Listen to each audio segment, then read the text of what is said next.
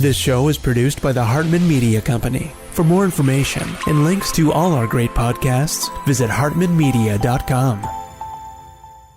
I really encourage you to get involved with Jason and his team. The whole group over there is just fantastic.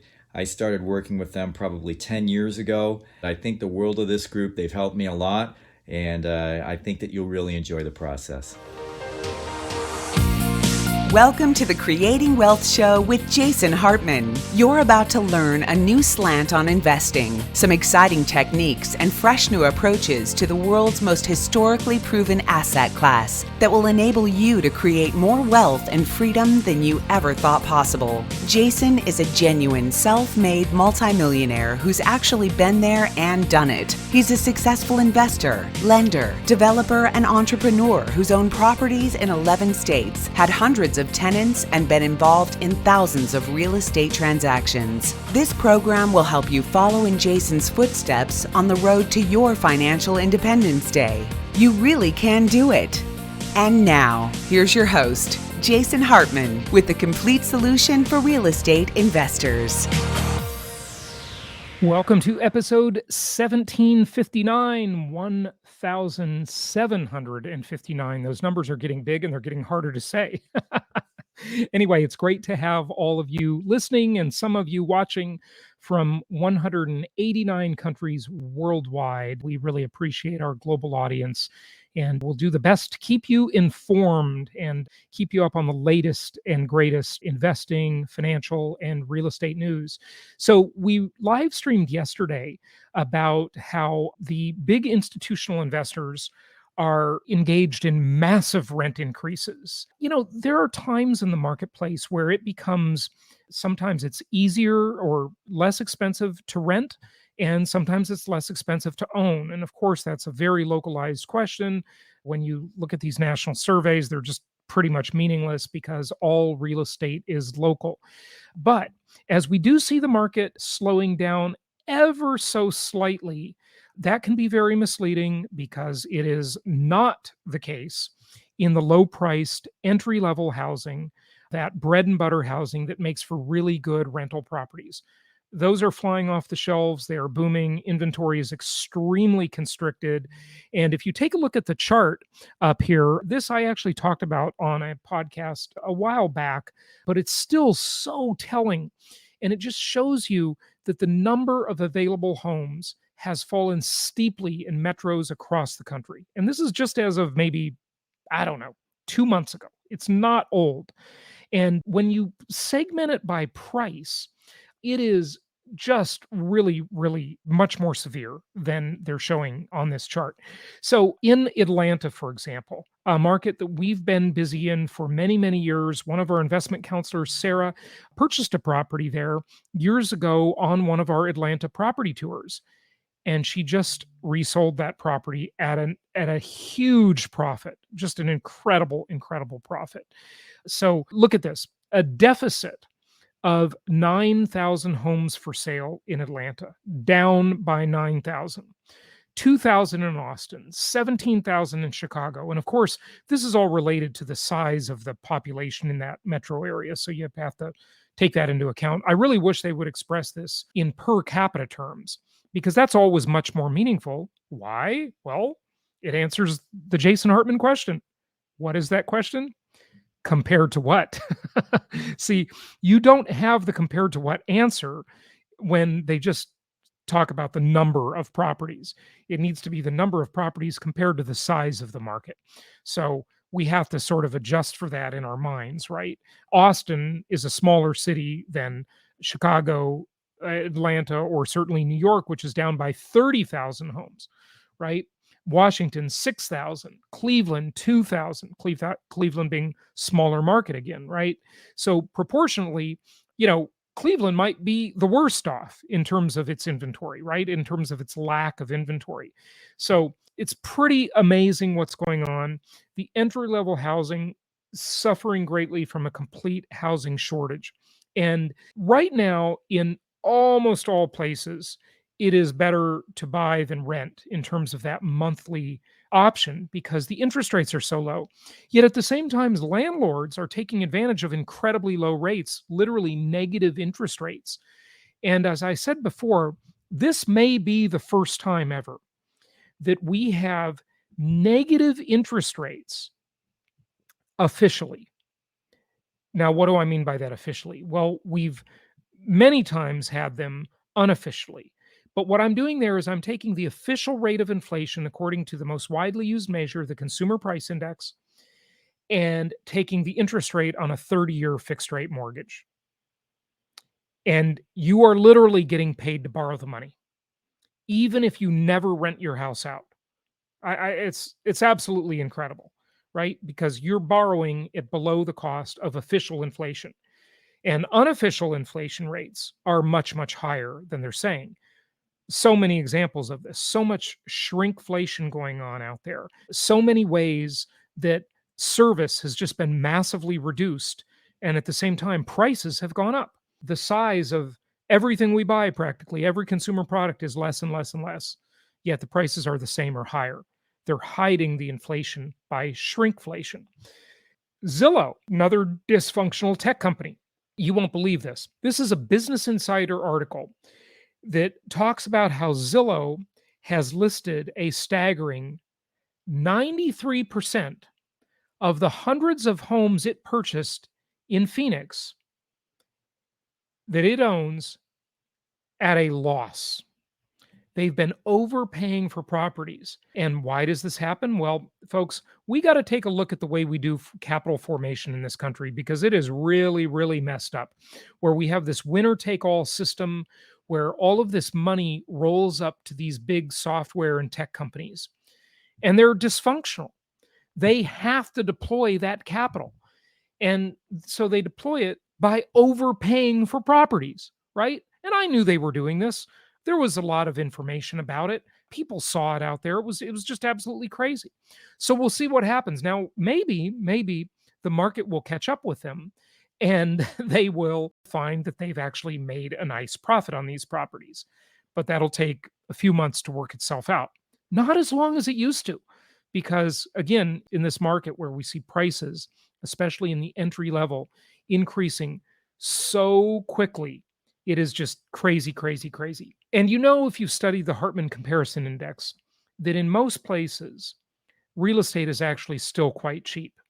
But the unaware people, the low information investors out there, the people who just don't get it, that don't understand how it works, that don't ask the Jason Hartman question, compared to what, they still think it's really, really expensive.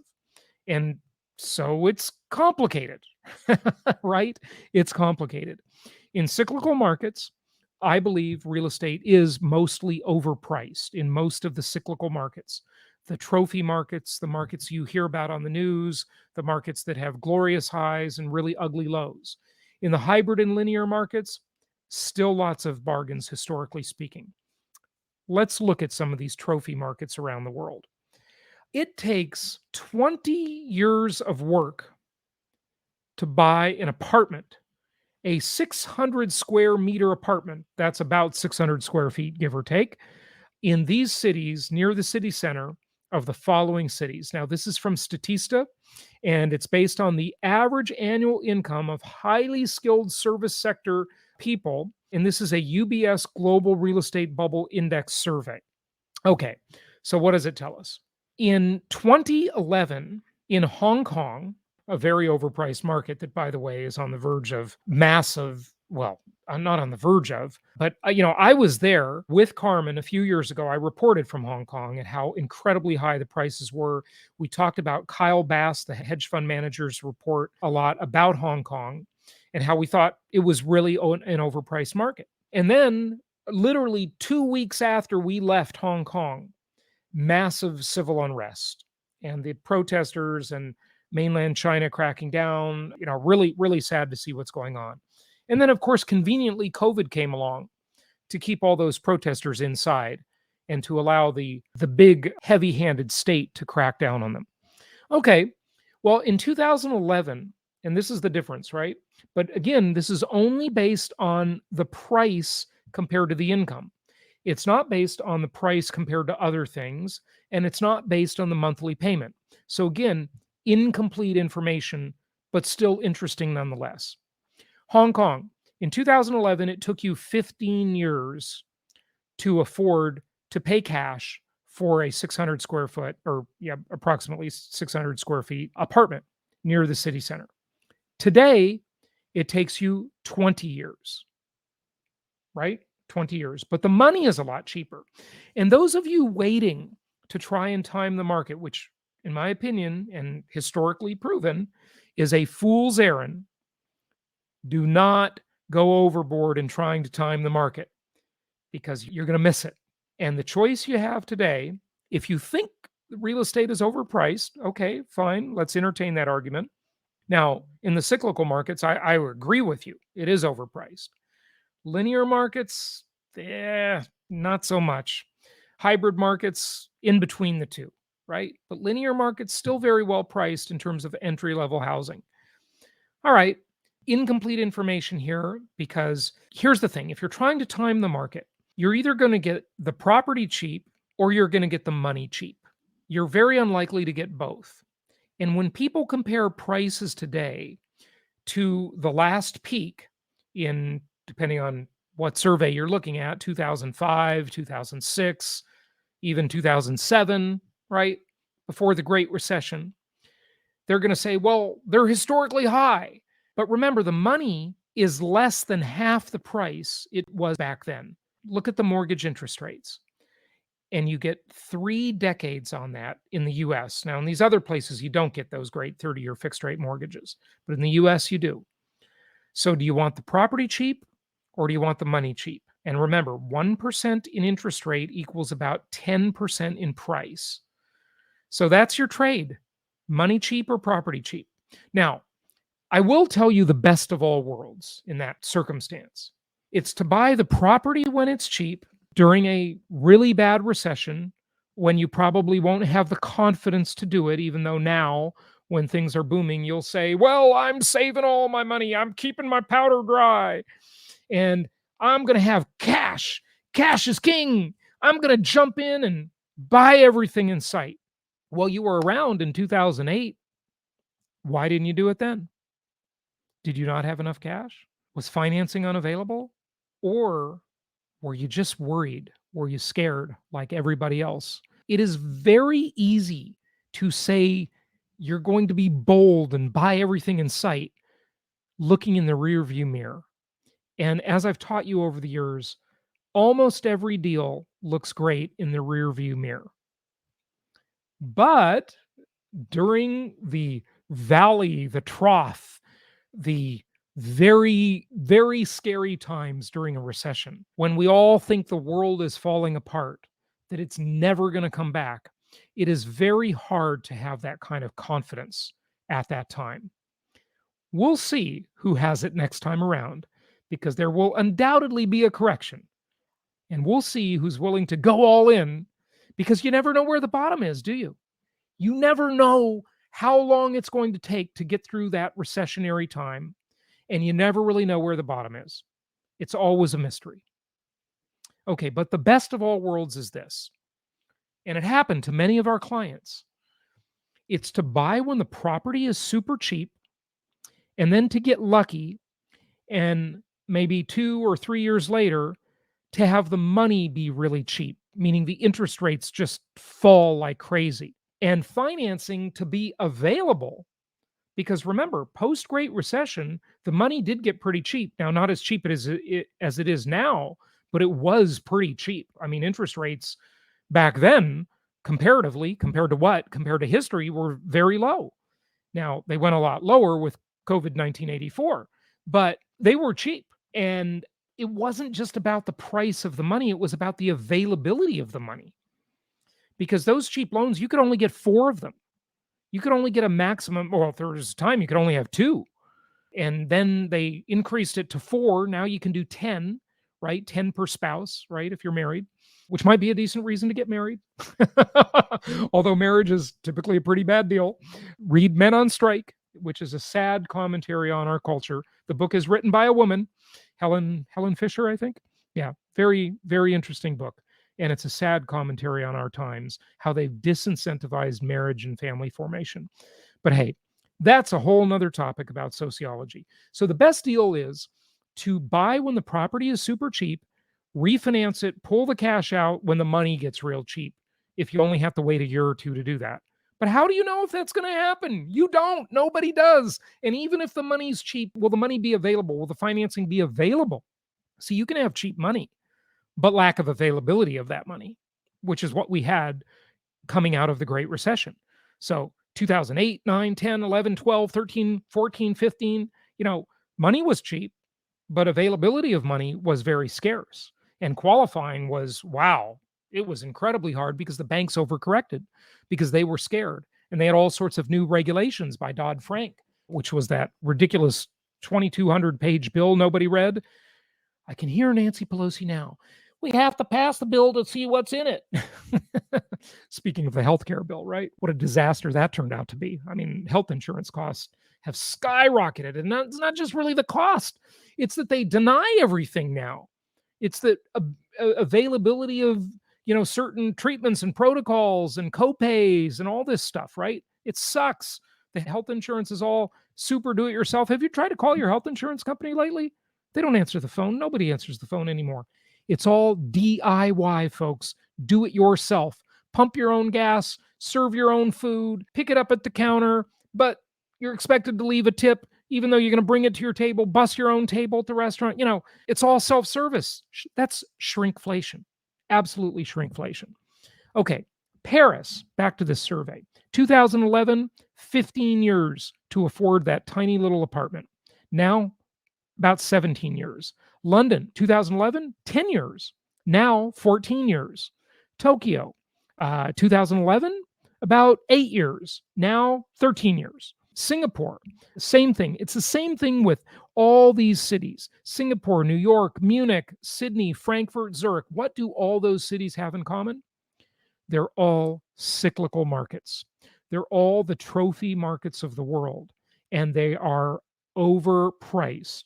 If this were a survey that wasn't global and it was the US, you could just put the names like San Francisco, Seattle, Los Angeles, Miami, Palm Beach, where I live, right? You could put Boston, New York, Washington, D.C., and many others in that same category. Those are the cyclical markets of the US, and they're the markets that are very much overpriced. Okay, so yeah, Zillow has overpaid for these properties. We'll see how they do on it. The market might catch up with them. It depends how long it takes them to turn these. Oh, here is more proof of this massive concentration of wealth, of how we are living in a mass affluent world. And sadly, as it's mass affluent, it's also mass poverty at the same time. And this separation, this divide between the haves and the have-nots is only going to get significantly worse. My prediction. And I've been saying this since 2004. They are hollowing out the middle class. And what I'm here to do, to help you do, is to move up into the upper middle class or the rich, which surprisingly does not take as long as you think. The years are going to pass anyway.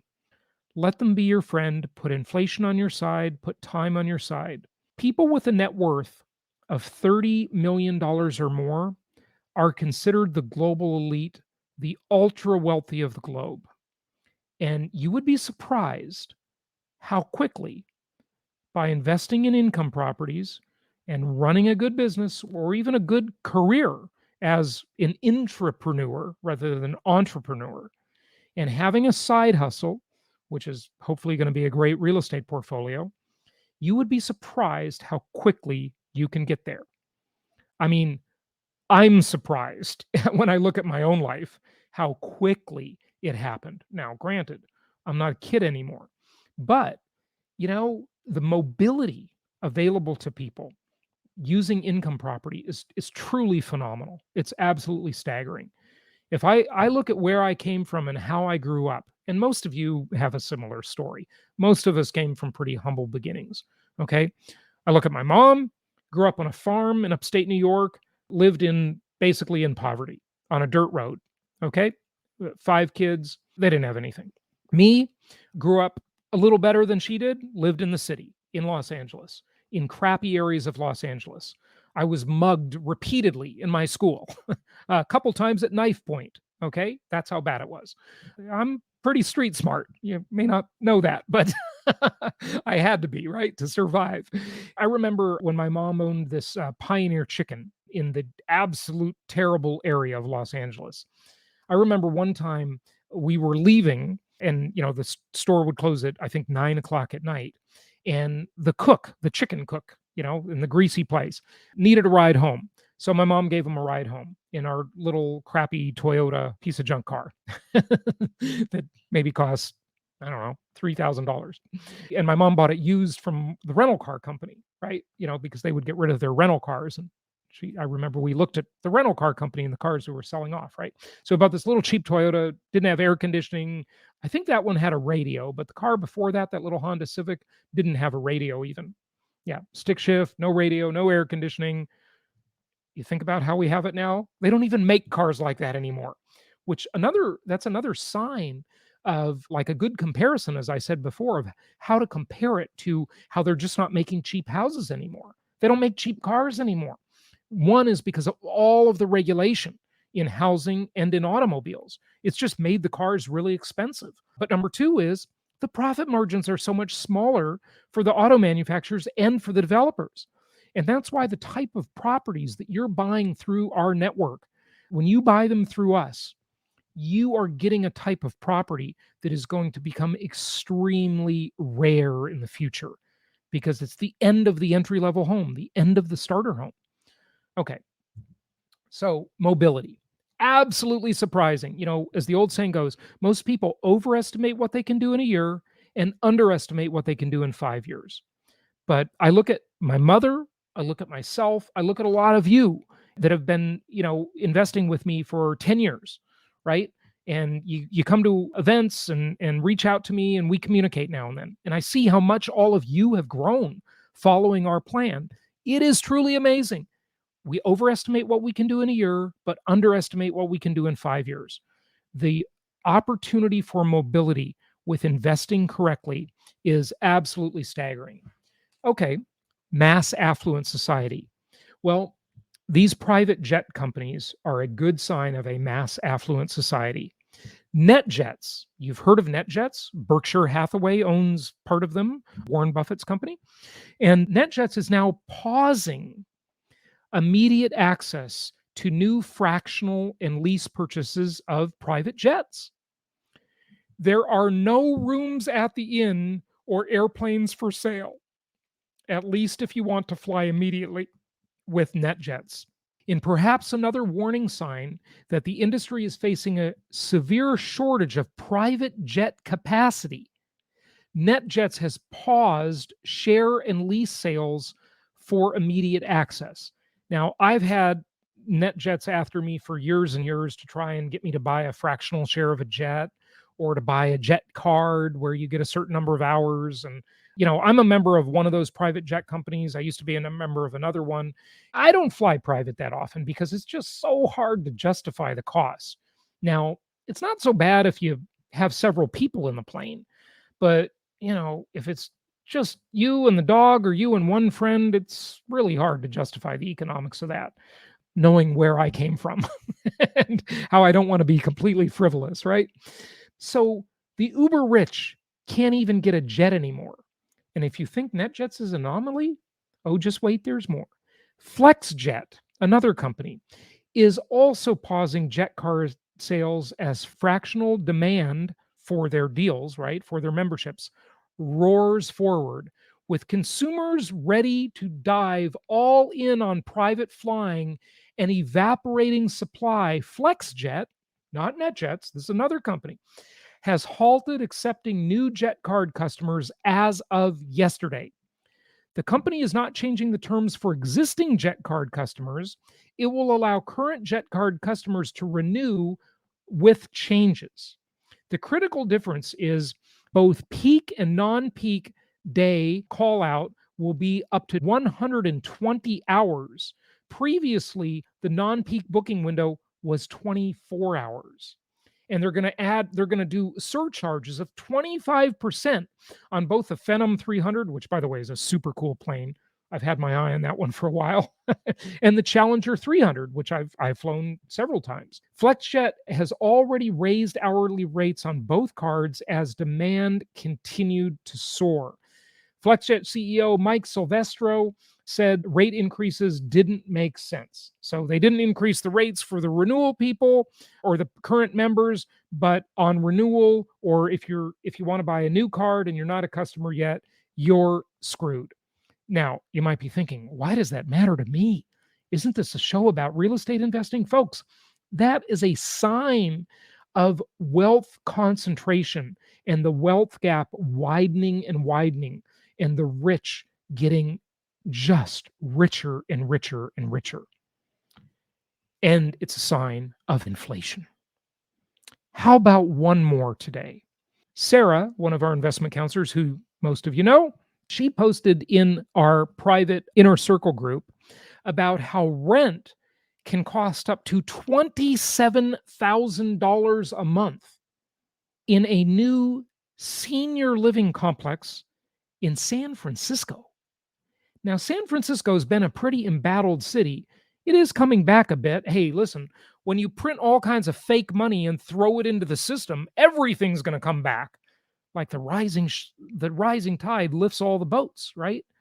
But yeah, it's just, I mean, $27,000 a month for senior living. Now, I remember when my grandmother, who passed away of Alzheimer's years ago, we had to find senior living homes for her. And they were, $5,000, $6,000 a month. One of them was really quite nice. It was in Corona del Mar, California. But we didn't think the care was as good there, so moved her to Anaheim, to what we thought had better care. Not as nice, but better management, right?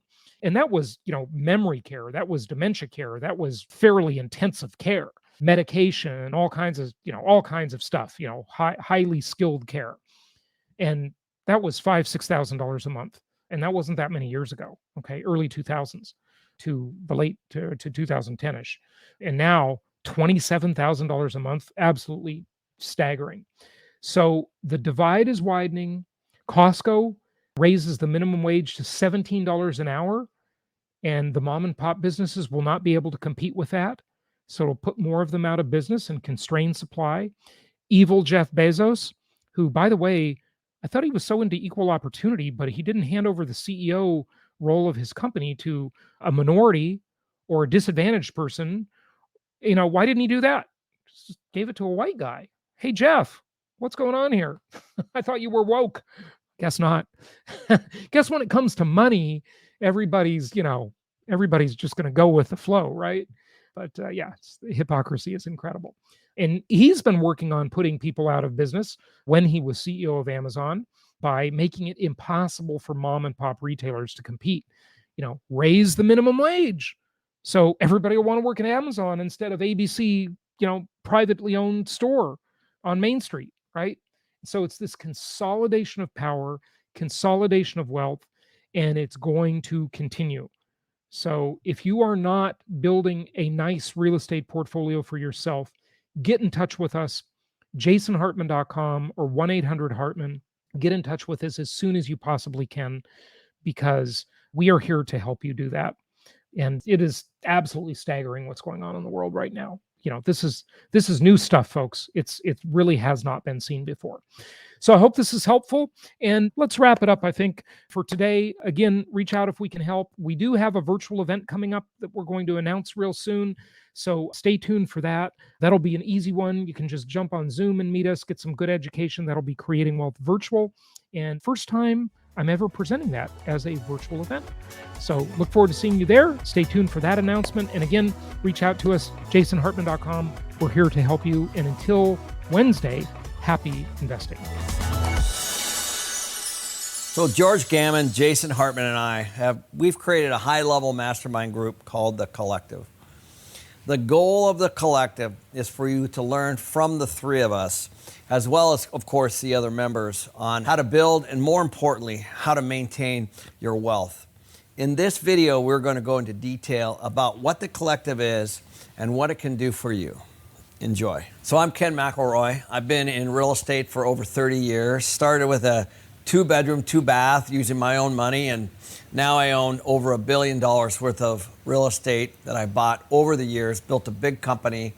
We have a construction company, a development company, a property management company, and of course an investment company. And typically now we syndicate and work with large, both private and public institutions for the equity and the debt. And so what I bring to the collective is how to scale, how to grow, starting with one really small property with no experience at all and growing it into an organization, which I've been able to do that basically runs almost without me. So that's what I'm going to bring to the collective. We decided to start the collective because, one, I met George Gammon, and George brings a very interesting perspective about the economy and the Fed and the way money works and Bitcoin and alternative types of investments, which quite honestly, I was super focused on real estate almost the entire time, and even I want to be a little bit more diverse. So when I talk to George and to Jason, they're always doing very, very different things on the investment side. Jason specifically is more focused on the single-family housing and what's going on in that market so that we could collaborate and have different viewpoints on different things. And so that's why I thought the collective would be good, because I think everybody's kind of searching for the same kinds of answers. So the collective means to me basically the collective group, the whole. And I've always been a big believer of team and collaboration. So for me, it really means collaboration of everyone kind of coming into a room and learning from each other based on their individual highs and their individual lows, and to be very, very respectful of all their independent views on things, and to be more open-minded, transparent, and authentic. So I cannot wait for the group to get together each and every quarter, because we all have very different walks of life that we're going through, and so it's very, very cool to get into one room with like-minded people. I think the right person for the collective is somebody who's into personal development, somebody who's trying to be a better individual, somebody who's trying to have that work-life balance, trying to figure out good decision-making on the investment side specifically, good decision-making on the personal side perhaps, certainly on their health and on their wealth. The members that have already signed up are people typically that have businesses that they're growing, businesses that they've started, or businesses that they've sold. So typically they're higher net worth and they're trying to figure out what to do with their money. They're probably a little bit afraid of inflation. They're probably a little bit concerned about where to invest. And they're obviously looking at real estate as one component, somebody that's trying to do the right things both on the personal side and on the financial side. So some of the experiences that members can expect to get out of the collective are certainly the network. And I think that's always super powerful. I've been involved in groups like this before, like EO and YPO, the Entrepreneurs Organization, and YPO, which is Young Presidents Organization, which is kind of a peer-to-peer network. And that's what I envisioned, and I think people are going to certainly get that out of there.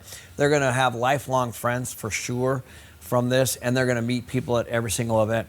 But also, we're going to have fun.